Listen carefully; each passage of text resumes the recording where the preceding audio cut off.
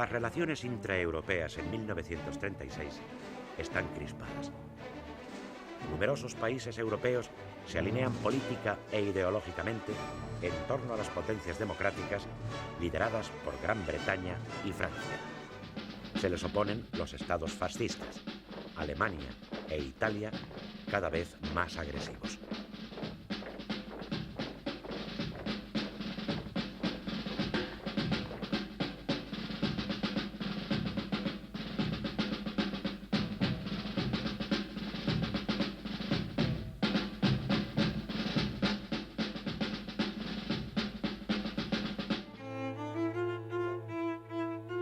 La Unión Soviética, que no hace mucho ha establecido relaciones diplomáticas con los Estados Unidos, se encuentra marginada.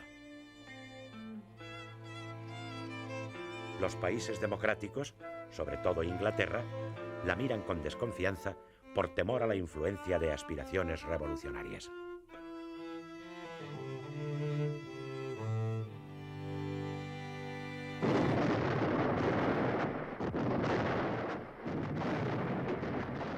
Una vez consumada la sublevación militar, los dos contendientes acuden al exterior en busca de ayuda, cada uno a los países que considera más proclives a su postura. El armamento y material extranjero, más moderno y mortífero que el existente en España, va a contribuir decisivamente a que el fracasado pronunciamiento se convierta en una auténtica guerra civil. En la noche del 19 al 20 de julio, el nuevo jefe del gobierno, José Giral, telegrafía a su colega francés, el socialista Léon Blum, solicitando armas y aviones. Blum reacciona favorablemente y comienza las gestiones para suministrar el material pedido. Pero el todavía embajador español en París, Juan Francisco de Cárdenas, que debía ser sustituido por Álvaro de Albornoz, entorpece las negociaciones. Blum se desplaza a Londres con el ministro de Negocios Extranjeros, Yvon Delvaux, para tratar con los británicos sobre cuestiones de política internacional. Observan que el gobierno de Baldwin no tiene demasiada simpatía hacia el de Madrid. Mientras tanto, Giral pide a Fernando de los Ríos que intervenga en la embajada de París, donde día a día se multiplican los simpatizantes de los rebeldes. La prensa francesa de derechas aprovecha la ocasión y contribuye a exacerbar los ánimos. La situación política se crispa con motivo de la prevista ayuda decidida por Blum. El presidente de la República y otros dirigentes franceses valoran el riesgo que supone adoptar una iniciativa importante de política internacional sin contar con el apoyo británico.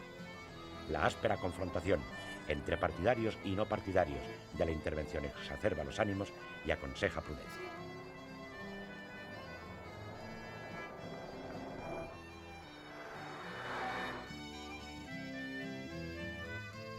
El 25 de julio, en consecuencia, el gobierno francés anuncia su primera toma de posición frente al conflicto español, prohibiendo el envío de armas.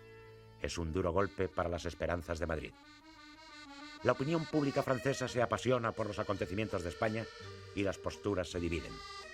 Una gran parte de la izquierda los contempla como símbolo de la libertad en peligro. El escritor Romain Rolland da a conocer su actitud favorable a la República, en cuya resistencia adivina el comienzo de la lucha contra el fascismo.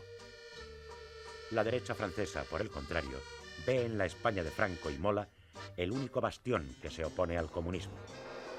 La división derecha-izquierda va a condicionar la actitud de los gobiernos franceses.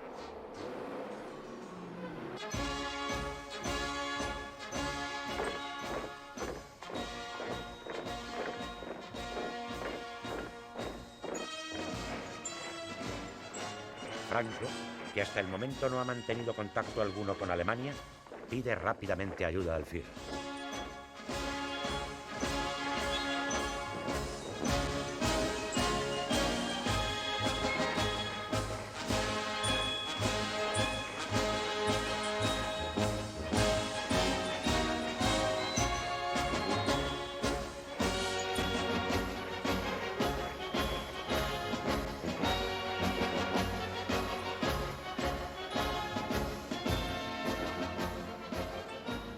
El 23 de julio sale de Tetuán por vía aérea Una expedición en la que toman parte 2 dirigentes del minúsculo partido nazi del Protectorado con una carta personal de Franco para Hitler. A través del partido y en particular de Rudolf Hess, que se entusiasma con el proyecto, los emisarios son recibidos por Hitler, que se encuentra en el Festival Wagneriano de Bayreuth.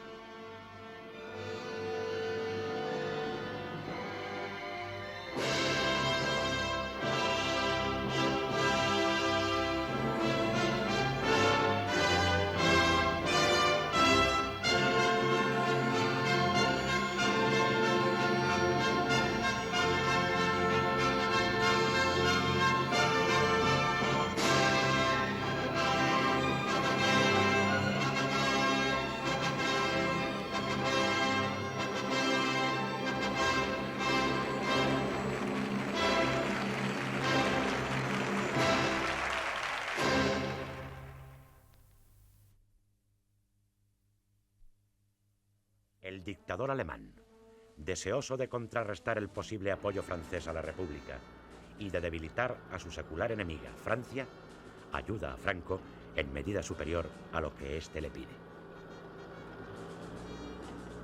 Para empezar, pone a su disposición 20 aviones Junkers 52 de transporte, 6 cazas Heinkel 51, 20 piezas de artillería, bombas, munición y personal de tierra.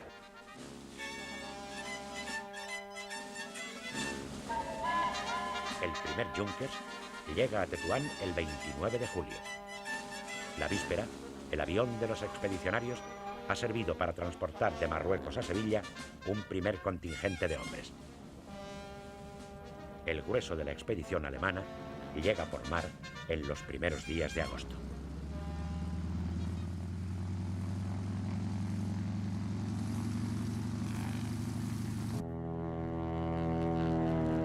Franco también pide ayuda a la Italia fascista. El 19 de julio, en el mismo avión que lo ha transportado de Canarias a Marruecos, envía a Luis Bolín a Roma. Y llega el 21, tras obtener en Lisboa el visto bueno de Sanjurjo. Pero no es Bolín, el periodista de ABC, quien desbloquea la ayuda mussoliniana, sino el emisario de Mola, Antonio Goicoechea, y las incesantes gestiones realizadas por Franco a través del cónsul italiano en Tánger. A Italia le interesa ayudar a Franco porque con ello puede ampliar su influencia en el Mediterráneo y contribuir a derribar en Europa un régimen parlamentario a lo que se ha comprometido previamente. Con el aval bancario de Juan March y el apoyo entusiasta del ministro de Asuntos Exteriores, yerno de Mussolini, conde Galeazzo-Ciano, Italia suministra 12 bombarderos Savoia 81, cuyo importe supera el 1.000.000 de libras esterlinas. Los aviones son enviados a Franco, mejor situado estratégicamente que Mola. 3 de ellos sufren diversos accidentes y los 9 restantes llegan a Marruecos el 30 de julio. Franco recibe así una ayuda inapreciable para el necesario traslado de las tropas de África a la península.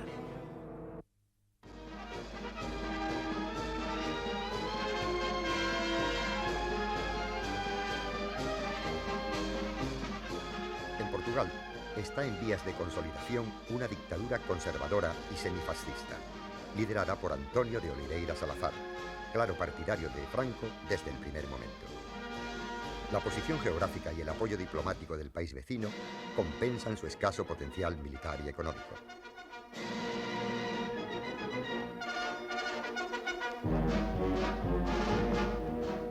Los puertos portugueses se convierten en lugar seguro para la llegada de armas extranjeras.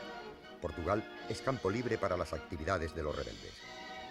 La emisora Radio Club Portugués constituye un valiosísimo elemento de comunicación entre las diversas zonas en que ha triunfado la sublevación y pone en marcha una intensa campaña en su favor. Tan fuerte es el ambiente antirrepublicano que el embajador de España, Claudio Sánchez Albornoz, se verá obligado a abandonar el país.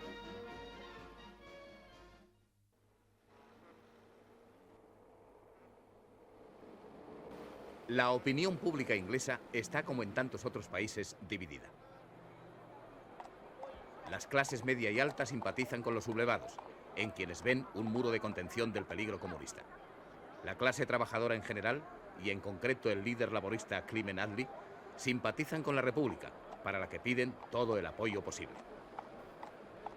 Entre los intelectuales de izquierda, España y su guerra se ponen de moda. Apoyan a la República escritores tales como Samuel Beckett, Aldous Huxley, Harold Lasky y George Orwell. Se declaran neutrales autores muy conocidos como T.S. Eliot y Herberto Jorge Wells. Favorecen a los rebeldes Roy Campbell, Evelyn Waugh y otros. El político y escritor Winston Churchill se sentirá horrorizado por la violencia y la sangre derramada en España. La gran prensa toma partido por uno u otro bando. El prestigioso The Times procura mantenerse imparcial. El gobierno conservador no acepta que los barcos republicanos se provean de combustible en Gibraltar y prohíbe el envío de armas a España.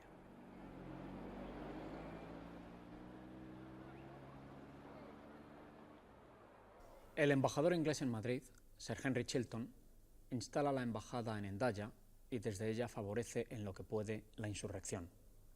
Los informes de los diplomáticos británicos en España acentúan el peligro comunista y los riesgos de confiscación de las cuantiosas inversiones inglesas. Mientras tanto, ya se ha realizado privadamente la primera venta de aviones. La British Airways entrega 4 aparatos Fokker para transporte de pasajeros a un representante de Franco. Pero los franceses se niegan a dejarlos despegar de Burdeos cuando hacen escala para repostar.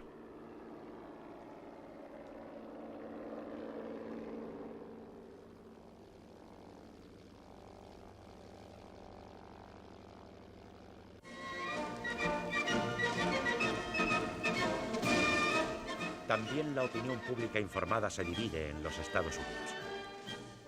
En el influyente New York Times aparecen crónicas y opiniones enfrentadas, unas pro-rebeldes y otras pro-republicanas. Los católicos americanos son en general partidarios de Franco y los liberales de la República.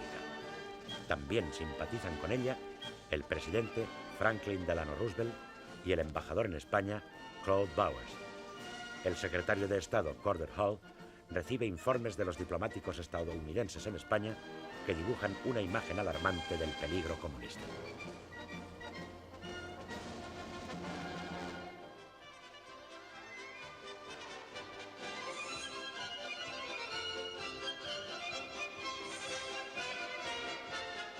La lejana Unión Soviética, en un primer momento, no toma partido claramente.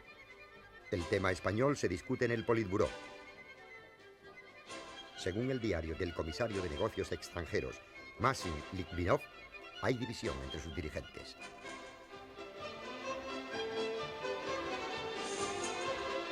Stalin se inclina en favor de la neutralidad, mientras que Molotov y Voroshilov proponen intervenir en favor de la República. Aunque a la Unión Soviética se la presenta en Occidente y particularmente en los círculos diplomáticos anglosajones como instigadora de la revolución, el Kremlin, en la segunda mitad de julio, no apoya, de hecho, a la izquierda española.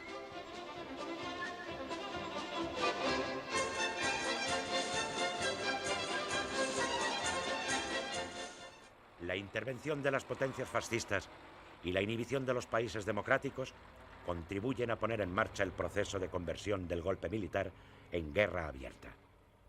Mientras tanto, la vida española se ve profundamente alterada. Por todas partes se ven milicianos dispuestos a encuadrarse rápidamente para marchar a los frentes de combate. En los restaurantes y bares se festeja el poder popular. La primera consecuencia visible de este es la desaparición de los que se consideraban distintivos de clase: sombreros, corbatas, zapatos. En su lugar proliferan los monos, los pañuelos anudados al cuello, las alpargatas.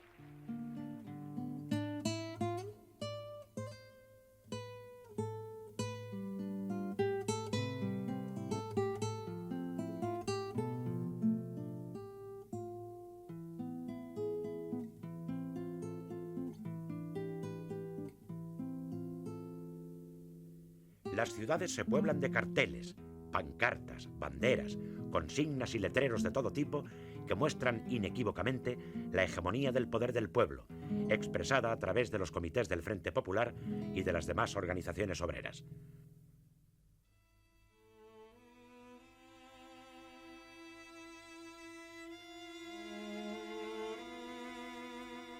Es una situación propicia a los actos de violencia espontánea.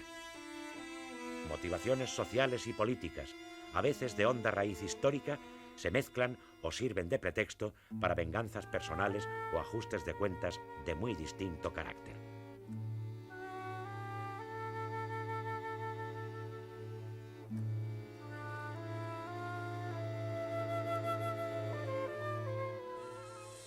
Las primeras y principales víctimas de esta violencia incontrolada suelen ser sacerdotes, religiosos y religiosas, grandes y medianos propietarios, asesinados a causa de su práctica religiosa, de sus ideas políticas o de su situación social. En una exacerbación de anticlericalismo popular, son destruidos muchos templos y objetos de culto, a veces de gran valor artístico.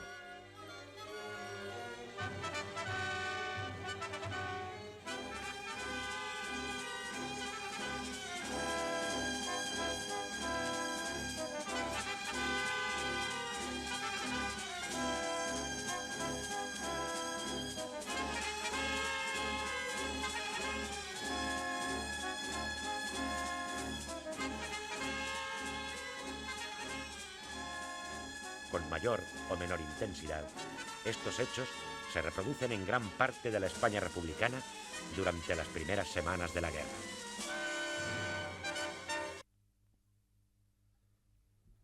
El gobierno, a duras penas, puede ejercer su autoridad. En casi todas las ciudades y pueblos el poder efectivo lo tienen comités que toman decisiones por su cuenta. Estos comités suelen estar formados por representantes de las organizaciones obreras y de los partidos republicanos de izquierda. En la práctica son los que controlan la vida ciudadana en todos los aspectos, económico, político y militar. En estos comités suele producirse un desplazamiento de la pequeña burguesía republicana por personas de origen proletario. Son estas las que, en general, dentro de una gran diversidad de situaciones, dan el tono a la vida social de las localidades que controlan.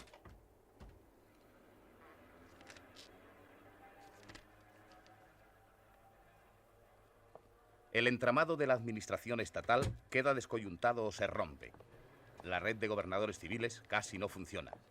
Numerosos altos cargos se esconden, huyen a la zona sublevada o son encarcelados e incluso fusilados. Sus funciones las desempeñarán personas con frecuencia incompetentes.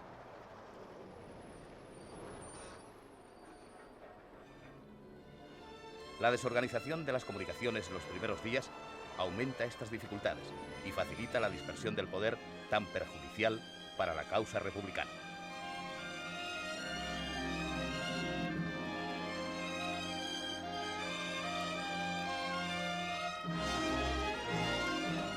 Los oficiales de la UNRRA, Unión Militar Republicana Antifascista, ponen en marcha el Ministerio de la Guerra, paralizado a raíz de la sublevación.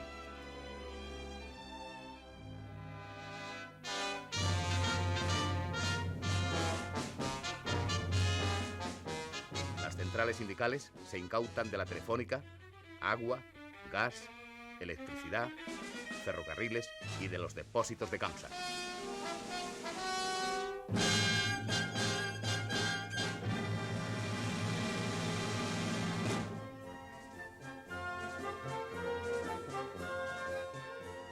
La respuesta popular a la insurrección militar galvaniza todas las energías. Las mujeres no quedan al margen. La República había desvelado los anhelos de igualdad de este colectivo secularmente marginado. Al otorgarles el derecho de sufragio, gran parte de los partidos organizaron secciones femeninas. Algunas mujeres tuvieron un papel relevante en la acción pública.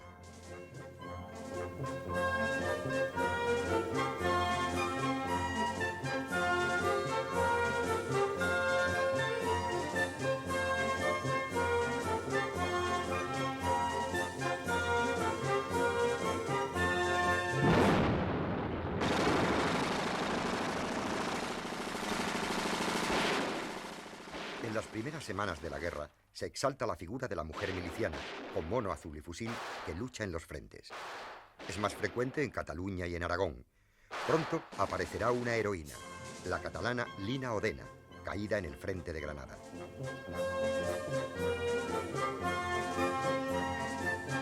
La nueva situación provocada por la guerra es el comienzo de un cambio profundo en la relación entre los sexos, que también alcanzaría a la zona sublevada, aunque con otros fundamentos y objetivos. Las milicianas se convierten en un espectáculo corriente en las calles de las grandes ciudades. La mujer, con entusiasmo, se entrena como un soldado más y aprende a manejar los instrumentos para la guerra.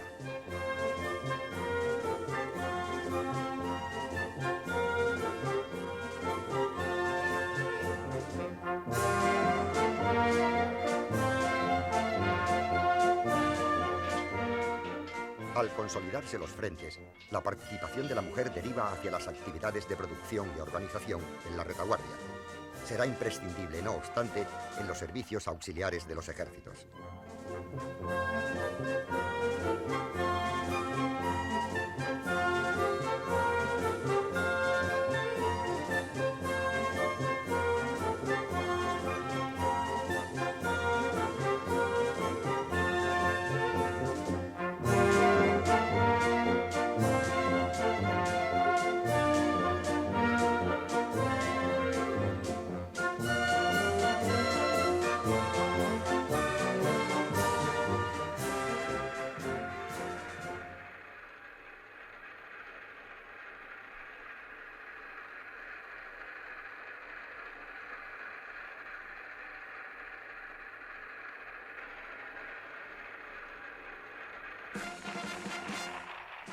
El fracaso de la sublevación en Barcelona, Guipúzcoa, Vizcaya y Valencia afecta negativamente a los planes del general Mola.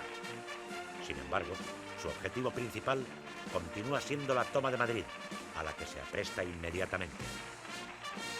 Las fuerzas sublevadas tienen que superar un obstáculo importantísimo: los puertos de Guadarrama, Navacerrada y Somosierra.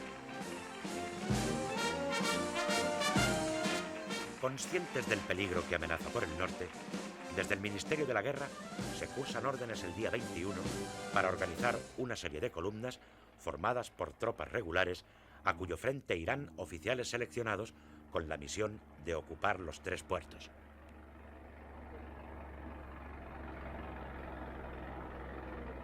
Mandada por el coronel Enrique Castillo, parte hacia el puerto del Alto del León, en Guadarrama, una primera columna. En ella, además de fuerzas regulares, marchan grupos de milicianos, entre los que figura Juan Guilloto, alias Modesto, quien pronto se distinguirá por su alta capacidad de mando. El 21 de julio ocupan el puerto.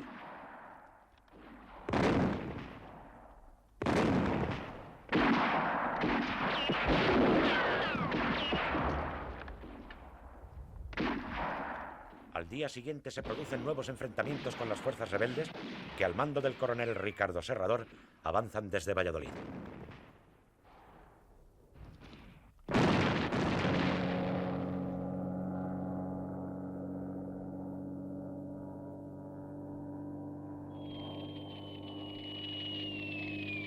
A pesar de que la prensa de Madrid cante victoria, lo cierto es que tras duros combates, las tropas de Serrador ocupan el puerto el mismo día 22 y se neutralizan los esfuerzos de los gubernamentales por recuperarlo.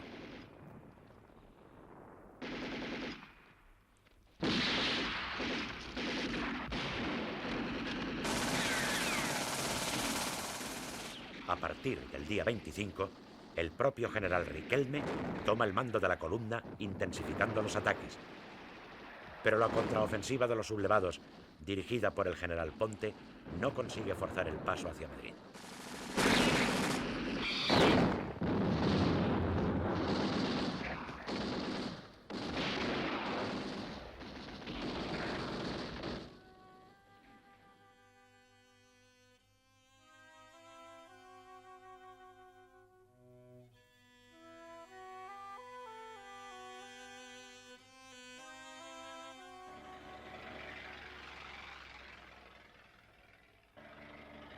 Al puerto de Navacerrada se dirige otra columna, desgajada de la anterior en Villalba, constituida por guardias de asalto del comandante Burillo y los milicianos del Batallón Octubre, mandados por el capitán de aviación Arturo González Gil.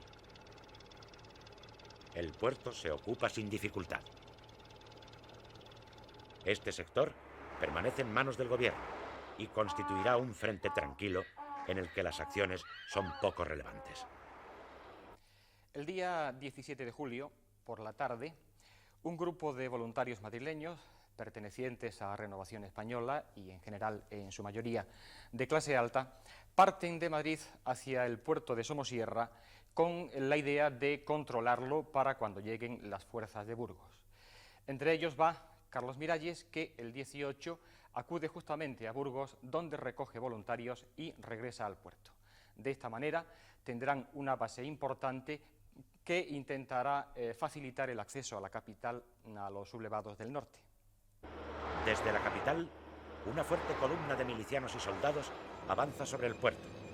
Está dirigida por el teniente de aviación José María Valle González y el capitán de la Guardia Civil Francisco Galán. Tras unas escaramuzas, la columna republicana diezma las milicias de Miralles y toma el puerto el día 22.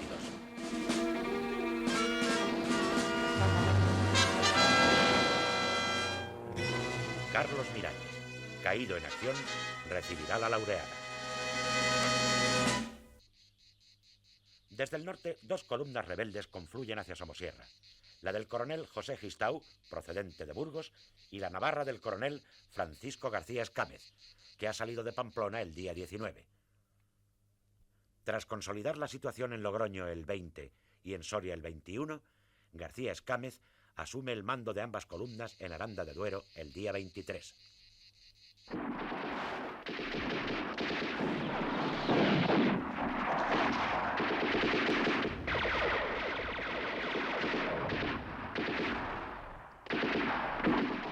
El 25 vence la oposición republicana y toma el puerto de Somosierra, pero fracasa en su intento de tomar Buitrago. El frente queda consolidado en este sector, aunque de forma discontinua.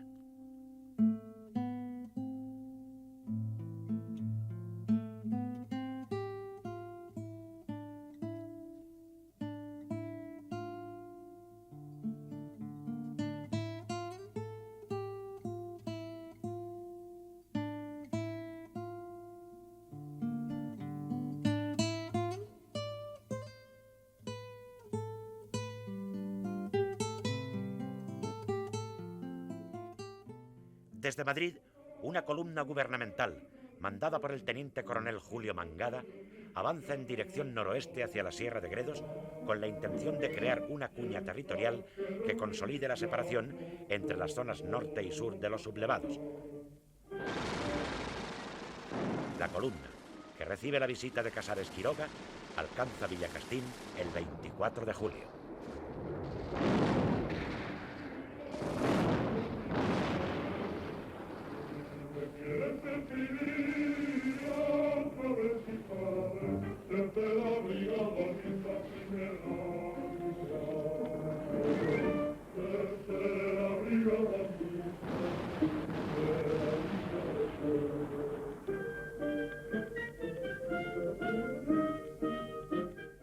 Contra toda lógica, Mangada abandona la acción para regresar a Madrid, donde es recibido triunfalmente.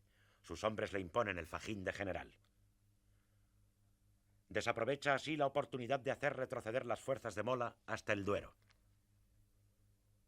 Vuelve poco después a la acción y derrota el día 30 a la columna mandada por el comandante de la Guardia Civil, Lisardo Doval, en las proximidades de Navalperal de Pinares.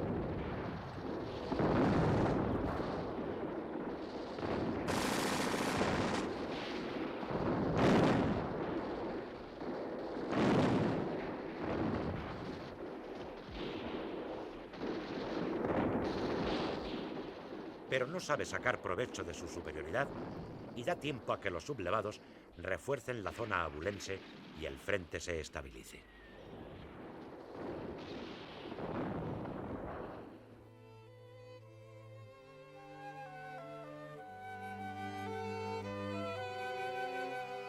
En estos primeros días, la línea del frente está escasamente definida.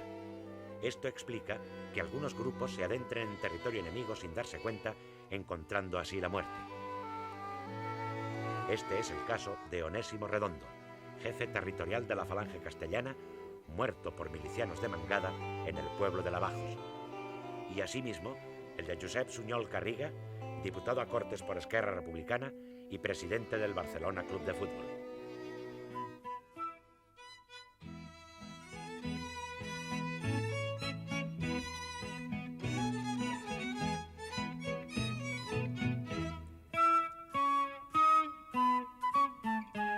La rebelión militar ha sido vencida en Barcelona y dominada en toda Cataluña. El entusiasmo de las masas populares se desborda.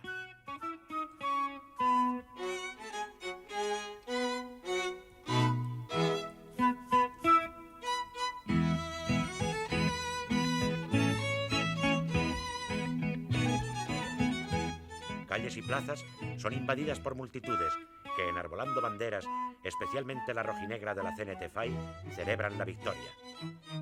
Predominan los milicianos vestidos con el mono azul proletario, muchos con el pañuelo rojo o rojinegro anudado al cuello.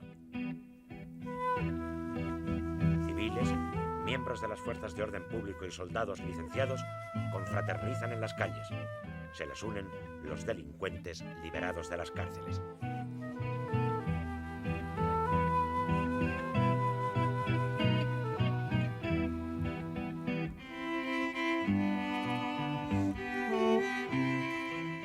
Aparecen barricadas en calles y plazas y en todas las carreteras de Cataluña, levantadas por las distintas organizaciones antifascistas que controlan la circulación de personas y vehículos.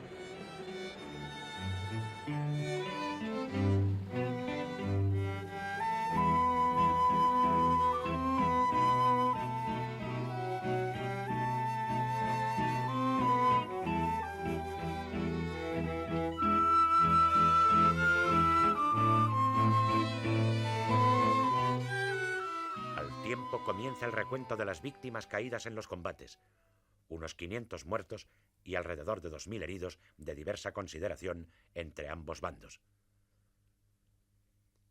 El crecido número de víctimas entre los combatientes civiles provoca en las masas populares una profunda hostilidad contra los sublevados que es aprovechada por elementos incontrolados.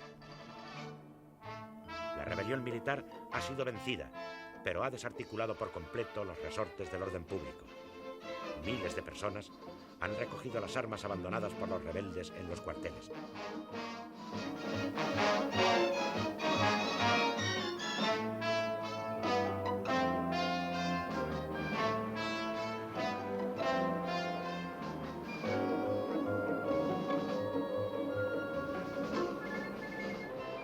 Los locales de las organizaciones o personas consideradas favorables a los sublevados son asaltados o incautados. También se ocupan los periódicos de esta significación.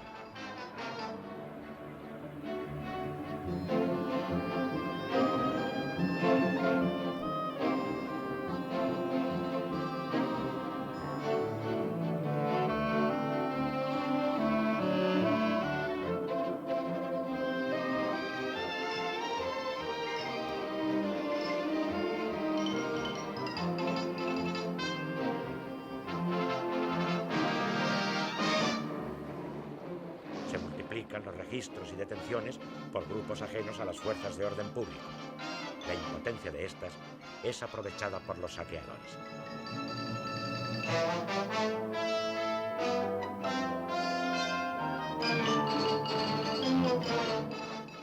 Mientras unas organizaciones antifascistas aspiran solo a mantener las instituciones republicanas y autonómicas atacadas por los sublevados, otras creen llegada la hora de la revolución social inmediata.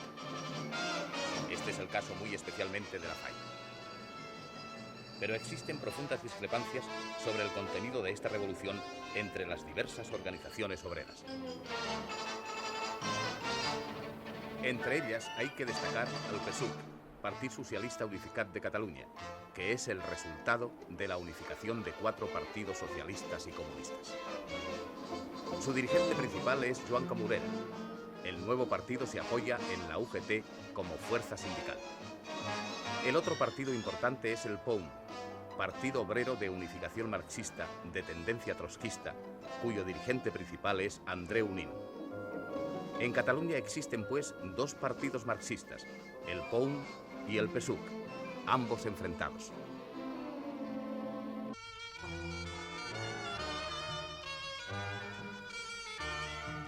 El gobierno de la Generalitat, presidido por Lluís Companys, carece de recursos suficientes para dominar la caótica situación que ha provocado la sublevación militar.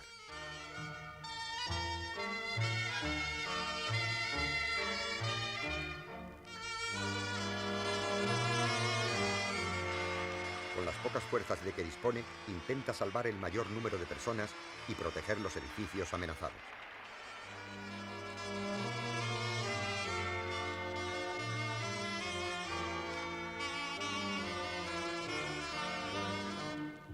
Sobresalen en esta labor el consejero de Cultura Ventura Gasol, el de Gobernación Josep María España y el comisario general de Orden Público Capitán Escofet. Entre los dirigentes obreros destaca el cenetista Joan Peiró.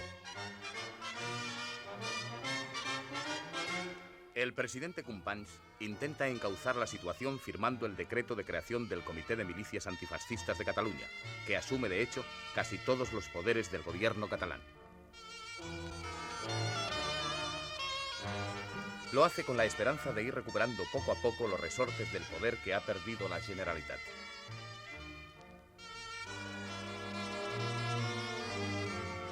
Forman el Comité de Milicias Antifascistas representantes de la Esquerra Republicana de Cataluña, CNT, FAI, UGT, PSUC, POUM, Acció Catalana Republicana y Unió de Rabasseiras. Es decir, son mayoría los delegados de las fuerzas que dominan la calle.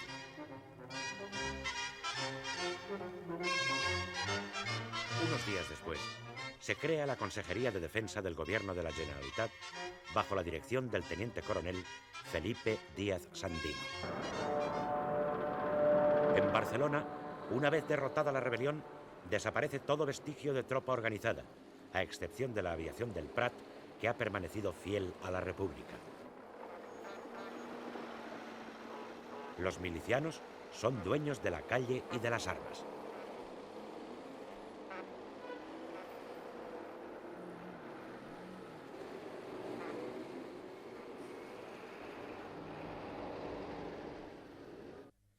La noticia de la caída de Zaragoza en poder de los rebeldes afecta emocionalmente a las masas cenetistas, dada la importancia del anarcosindicalismo en la capital aragonesa. Además, Zaragoza es un objetivo militar de primera magnitud. Todo esto provoca la formación inmediata de columnas de milicianos que salen a reconquistar Zaragoza. A diferencia de Madrid, cuando se organizan las primeras columnas, no las mandan militares, sino líderes políticos, en un clima de euforia revolucionaria. La primera sale el 24 de julio. A su frente se coloca Buenaventura Durruti, quien lleva como asesor al comandante Pérez Farrás. La forman unos 2000 anarcosindicalistas, equipados con el entusiasmo de la victoria, pero carentes de técnica militar.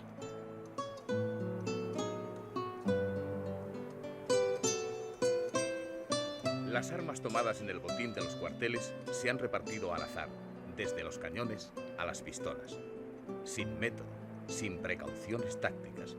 Quien se apoderó de un fusil, marcha con él. Quienes tomaron un cañón, lo han subido con apuros a la caja del vehículo. Marchan armados hacia la utopía. Camión tras camión, grupo tras grupo, enfilan la carretera de Zaragoza, como si la ruta hacia el secano aragonés fuera la ruta de la revolución. Otra columna, llamada Carlos Marx, formada por hombres de la UGT y el PSUC, se dirige a Huesca, y otra, anarquista, toma el camino de Alcañiz.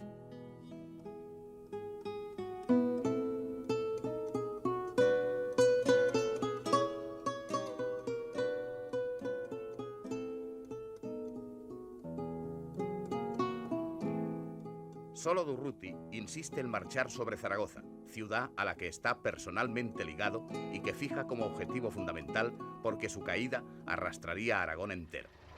Muchos otros dirigentes no lo creen así y diversifican los esfuerzos hacia objetivos secundarios.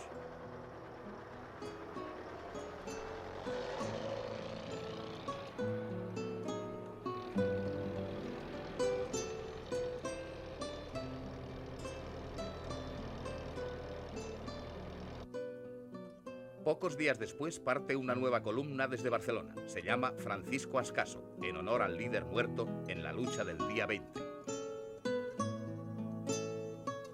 Sale también una columna del POM, al mando de Josep Rovira, y otra, la Macià Companys, integrada especialmente por miembros de Esquerra Republicana.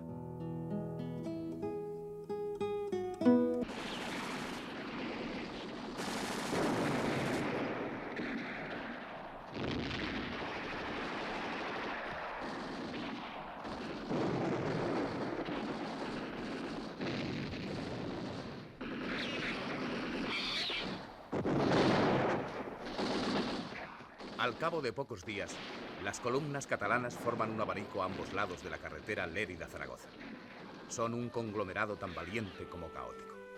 Carecen de otras armas que las tomadas en los primeros momentos y no tienen una sola fábrica de cartuchos en su retaguardia.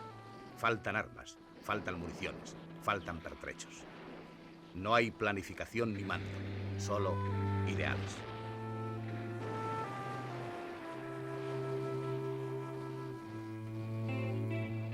En este entusiasmo, los escasos militares leales a la República apenas si consiguen papeles secundarios de asesores y con frecuencia se les considera sospechosos. Los milicianos no están ya en la revuelta o en la barricada. Las posiciones organizadas por los militares rebeldes en el frente resisten sin dificultad. Sobre el estallar brillante del sol en los rastrojos, los milicianos son blancos perfectos. Vestidos con sus oscuros moros de obrero, tocados con gorros negros y encarnados, las balas los derriban.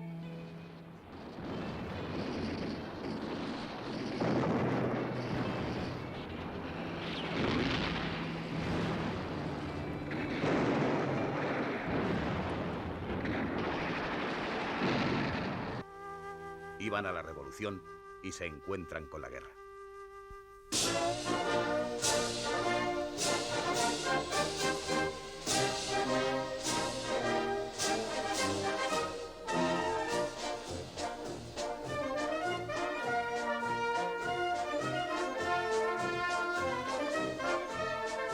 En el país valenciano, la situación es diferente.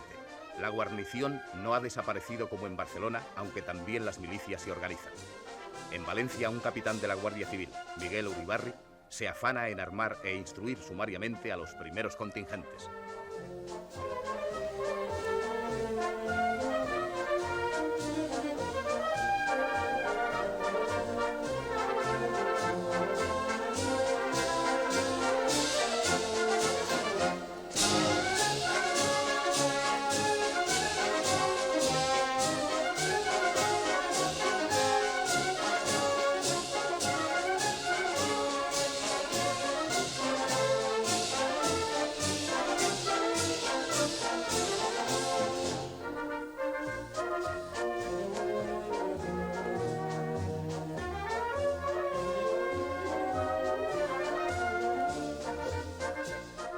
Mixtas de soldados y milicianos salen por las 3 rutas de Madrid, Teruel y Albacete.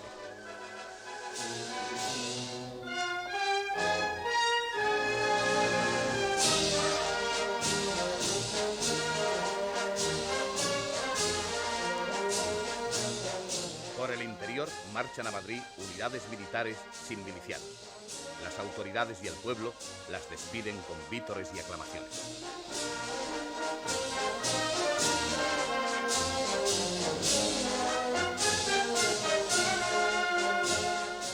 Desde guarniciones menores como Alcoy y Játiva, también salen columnas hacia el sur. Albacete se subleva el día 20 de julio e inmediatamente parten a esa ciudad columnas procedentes de Alicante, de Cartagena y de Murcia con objeto de reducir la rebelión. El 22, aviones republicanos procedentes de los Alcázares bombardean el cuartel de la Guardia Civil donde los rebeldes se han hecho fuertes. Los rebeldes lanzan mensajes a los generales Cabanellas y Franco, manifestando su disposición a resistir y pidiendo ayuda. Pero esa ayuda no les será posible. El día 25, entonces, termina en Albacete toda la resistencia.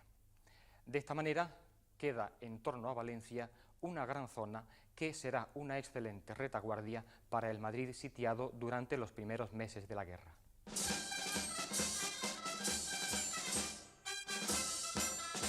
Desde el primer momento, resulta obvio que uno de los elementos claves para decidir la suerte de la sublevación lo constituye el ejército de África, pues solo él, en todo el territorio, tiene la capacidad y potencia necesarias para llevar a cabo acciones militares de envergadura.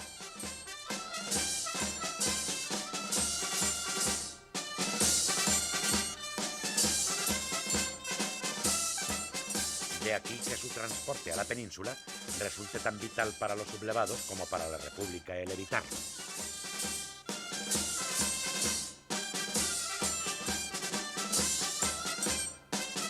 En los días inmediatos a la sublevación, tras pasar las primeras tropas el 18 y 19 de julio, apenas si se ha logrado transportar a la península por vía aérea y marítima algo más de 2.000 hombres, en condiciones muy precarias y sin posibilidad de llevar otro armamento que no sea el individual. Evidentemente, el resultado es poco satisfactorio para los rebeldes.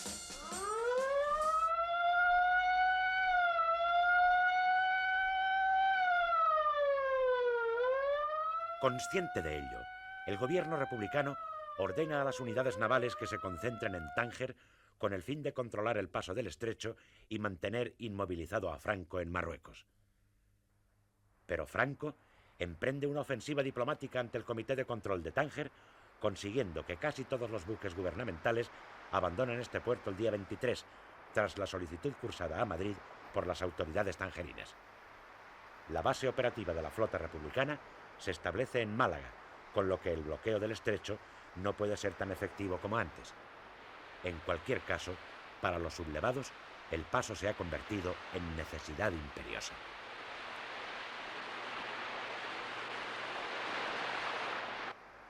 Franco decide intentar el transporte por mar de un importante contingente de tropas y armas el 5 de agosto. Una fuerza aérea en la que se cuentan aparatos italianos y alemanes se encargará de mantener expedito el camino.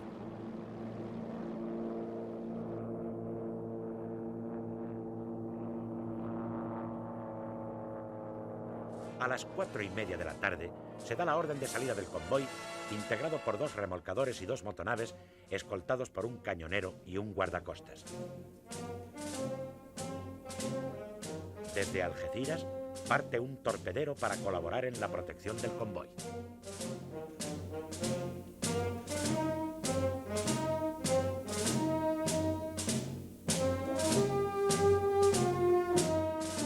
La operación culmina con éxito tras repeler el ataque de un destructor republicano.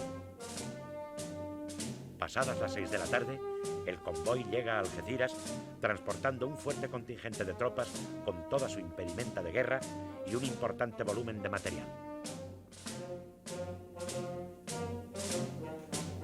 El éxito del que inmediatamente es denominado por los sublevados Convoy de la Victoria supone una momentánea ruptura del bloqueo ejercido hasta el momento por la flota republicana y pone en evidencia que la superioridad material de la República en el mar queda neutralizada por la carencia de mandos adecuados.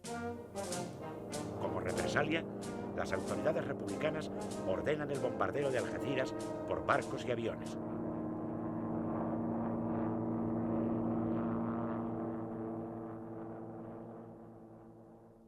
El bombardeo efectuado por el acorazado Jaime I desde el interior de la bahía es especialmente violento. Los destrozos causados en el muelle y la ciudad son considerables. Pero los resultados prácticos de la represalia son escasos.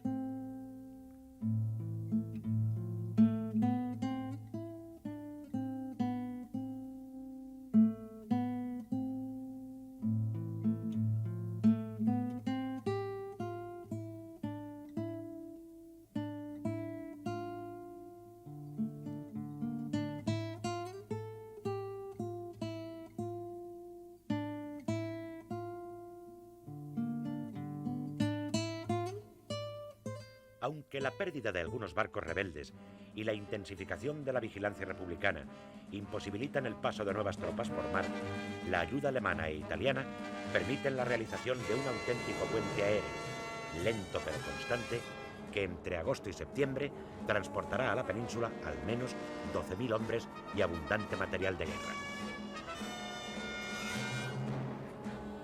Franco consigue así el primero de sus objetivos estratégicos.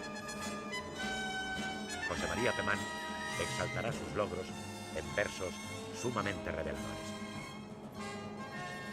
El enemigo infiel, sierpe que ahoga la garganta de España y apretado tiene su cuerpo, es de la sinagoga, el oculto poder. A otro costado, por eso el moro del estrecho boga. Viene a luchar por Dios. Dios está al lado de ese caudillo pálido y moreno, cara de trigo en flor y alma de trueno.